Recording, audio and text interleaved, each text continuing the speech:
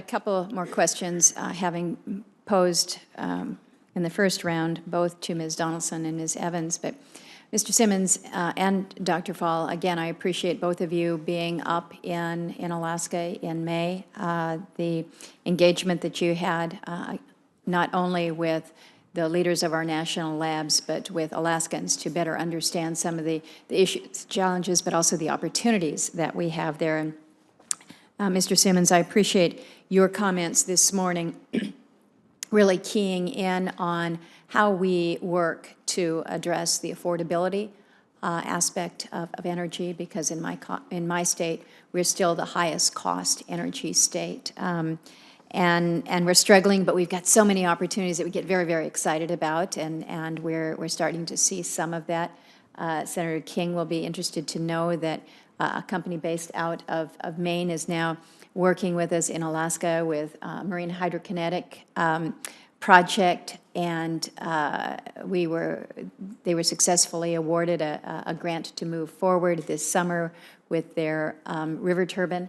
So this is exciting for us as we deal with, again, the opportunities that come with challenges.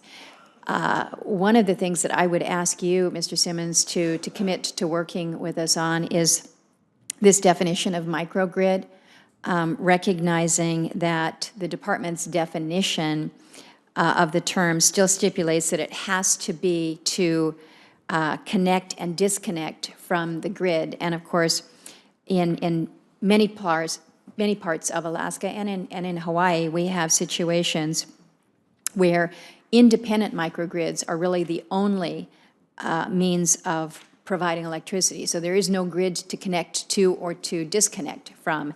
And so knowing that we want to ensure that all these funding opportunities are made available, we don't want them to be confined by a definition. So hopefully after your observations of what's going on in Alaska, you can help us work with that. I would note that we've been successful recently, Cordova's project, allowing us to move forward. But again, it's one of those things where we want to know that we don't have anything that's holding us back there. So we'd look forward to working with you on that. We will work with the Office of Electricity on fixing that definition. Great, thank you. And Dr. Fall, I wanted to mention to you the issue of critical minerals. As a committee, we spent a fair amount of time here trying to shed some light on just the overall importance of critical mineral dependence. And as you know, this isn't just a matter of digging the minerals out of the ground. It's our ability to know where our resources are, to have reasonable regulations for our mining industry, and third and fourth, and these are areas that you can help, is we have to be able to provide some low-cost energy to many of these mining facilities that are in very remote places. You want to talk about disconnected from the grid. There's no grid for hundreds of miles, practically.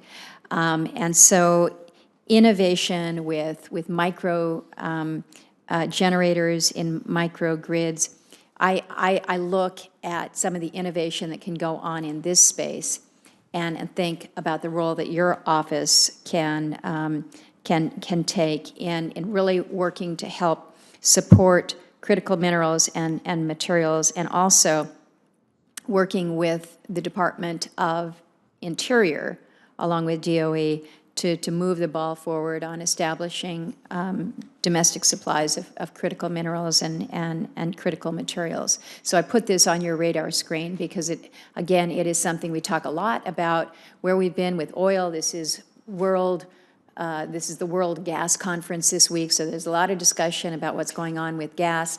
And it wasn't too many years ago.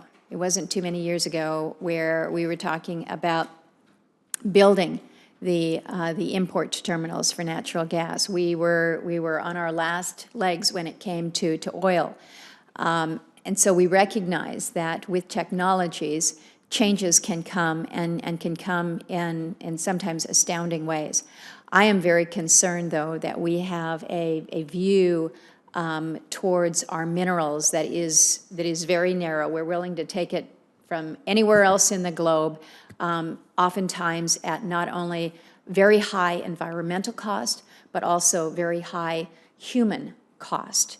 The way that these minerals are being extracted in certain countries is really not only wrong, it's a humanitarian issue. It's akin to a level of conscription that is just not acceptable. So knowing that your office would help us address some of these issues as they relate to critical minerals would be greatly appreciated. Yes, ma'am. And I would, offer that there are policy considerations, as you mentioned, and also, developing technology to reduce the dependence on some of those critical minerals is something that we Very can help key. with as well. Very key. Well, I appreciate your testimony from each of you. I appreciate your willingness to serve.